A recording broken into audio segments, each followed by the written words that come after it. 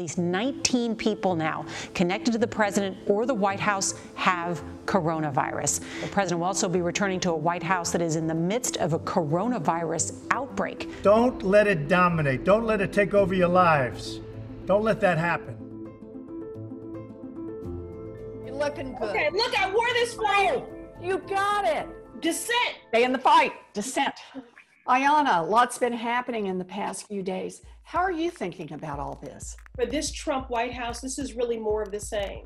They are cruel, they are callous, they are corrupt, and the occupant of this White House looks out for himself, but not the American people. In fact, I believe he has contempt for the American people. Everyone should have the high quality health care and paid leave that Donald Trump benefited from this week, because health care is a human right. That is exactly right. And you know, Trump has totally failed to contain this pandemic. And instead, he's out there hosting super spreader events. And at the same time, he is trying to actively destroy the Affordable Care Act to put health care coverage out of reach for millions of Americans. Look, Donald Trump received top-notch health care paid for by the taxpayers, while hundreds of people are dying every day in this country. The American people know hypocrisy when they see it, and they're seeing it right now in the White House. Since Donald Trump seems to only speak in tweets, let's lift up the most important tweets, that of the American people. I've got one right here, Ayanna. My boyfriend's brother was denied a hospital stay when he tested positive for COVID, even though his medical records show he had asthma. He died a few days later in the shower. Rage doesn't even begin to describe the feelings we've been feeling about all of this. My mom died alone in a hospital this May. We couldn't be with her when she died for one simple reason: to protect others from COVID. I can't believe this happened, and I can't believe this was allowed. We have to do better than this. Yeah. You know, that's exactly right. All that we try to do, masks and protective equipment and isolation, it's to try to protect others, because That's right. that's what we want to do. We want to take care of other people. My mama has cancer. I've hugged her once in 10 months, and I'm largely unable to see her.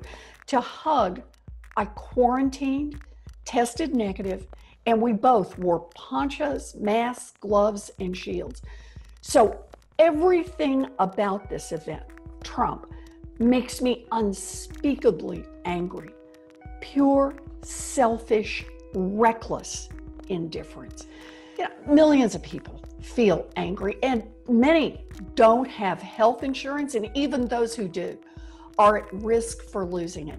Trump doesn't care that the majority of Americans support the Affordable Care Act. He has been champing at the bit to try to repeal it. We will immediately repeal and replace the disaster known as Obama. Repeal and replace Obamacare.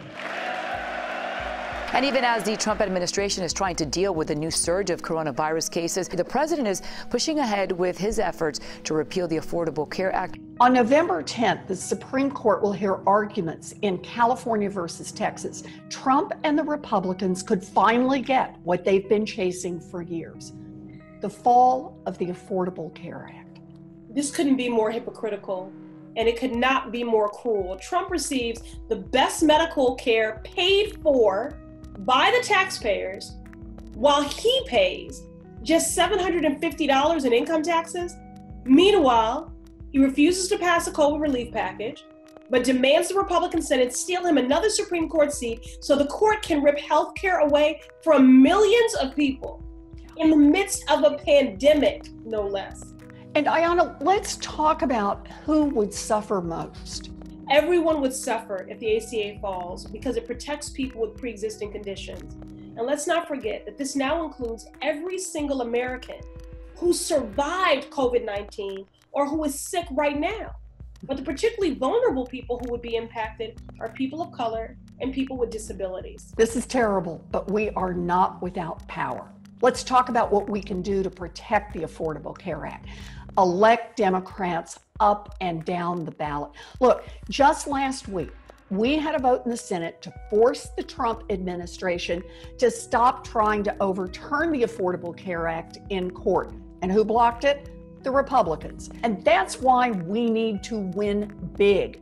We need to take back the White House, take back the Senate, expand our majority in the House, and we need to take back state houses from Republican governors and legislators that are blocking Medicaid expansion. November 3rd, that's a time of accountability. And it's not too late to take meaningful steps to fight these attacks, to resist this dangerous Supreme Court nominee and win these critical seats, all these seats. So much is at stake in this election. It's going to take all of us.